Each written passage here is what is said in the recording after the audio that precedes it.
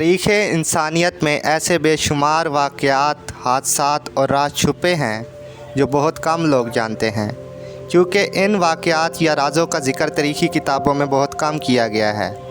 کچھ حقائق تو ایسے ہیں جو صرف سینہ بسینہ روایات میں ملتے ہیں۔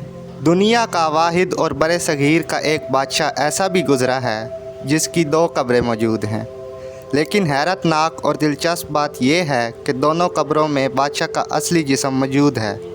سوال یہ پیدا ہوتا ہے کہ اس بادشاہ کی 2 قبریں کیوں بنوائی گئیں، اور یہ کیسے ممکن ہے کہ دونوں قبروں میں بادشاہ کا جسد خاکی موجود ہے۔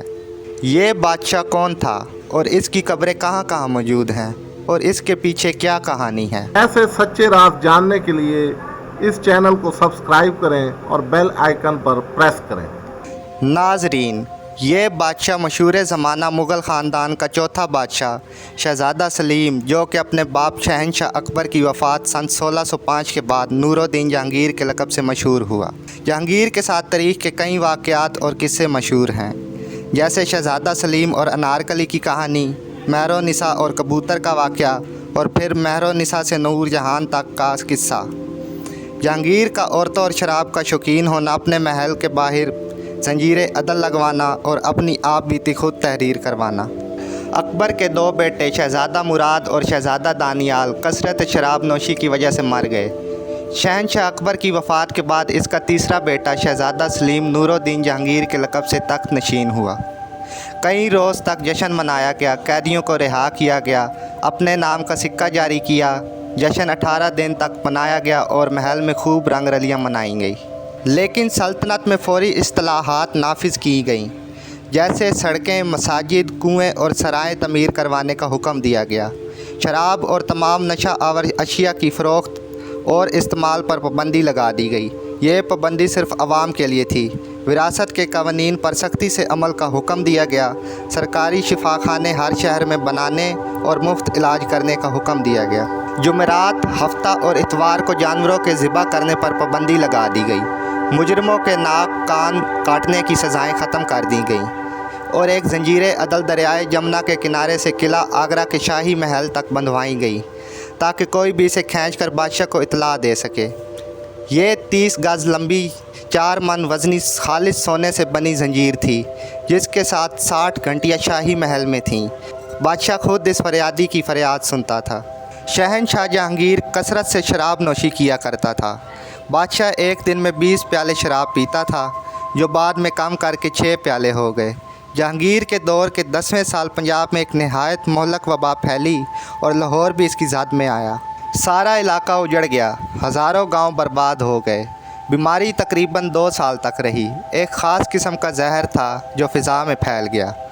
بادشاہ بھی متاثر ہوا اور بادشاہ کو دمہ کی بیماری لاحق ہو گئی۔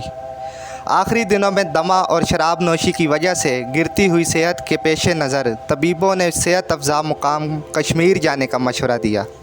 بادشاہ اپنی ملکہ اور لاؤ لشکر کو لے کر کشمیر چلا گیا، لیکن 1627 میں اچانک بادشاہ کی صحت دمہ اور شراب نوشی کی وجہ سے بگڑ گئی۔ بادشاہ نے واپس لاہور جانے کی خواہش ظاہر کی۔ فوراً واپسی کا سفر شروع ہو گیا، لیکن کشمیر کی وادی سماہنی کے قریب واقع قلعہ باغسر کے پاس سید آباد کے علاقے میں بادشاہ کی موت واقع ہو گئی۔ ملکہ نے اس خبر کو اتنا خفیہ رکھا کہ ساتھ موجود فوج کے کسی فرد کو بھی پتہ نہیں تھا کہ بادشاہ مر چکا ہے۔ قلعہ باغسر میں ایک دن قیام کے بعد بادشاہ کے مردہ جسم سے بدبو آنا شروع ہو گئی۔ بہت سا لبان اور دیگر خوشبوئیں جلائی گئیں، لیکن بدبو ختم نہ ہو سکی۔ اب رات کو ملکہ نے شاہی طبیبوں کو طلب کیا اور اس کا حل تلاش کرنے کا حکم دیا۔ طبیبوں نے مشورہ دیا کہ اگر بادشاہ کا پیٹ چاک کر کے تمام اندرونی اعضاء نکال دیے جائیں اور بادشاہ کو حنوط کر دیا جائے تو لاش محفوظ اور بدبو آنا بند ہو جائے گی، اور کسی کو بادشاہ کی موت کی خبر بھی نہیں ہوگی۔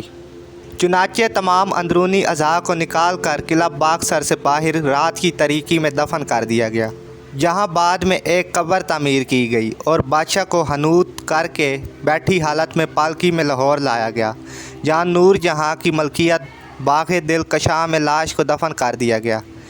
اس قبر پر مقبرے کی شروعات ملکہ نور جہاں نے کی، لیکن بعد میں شاہ جہاں نے مقبرہ مکمل کروایا۔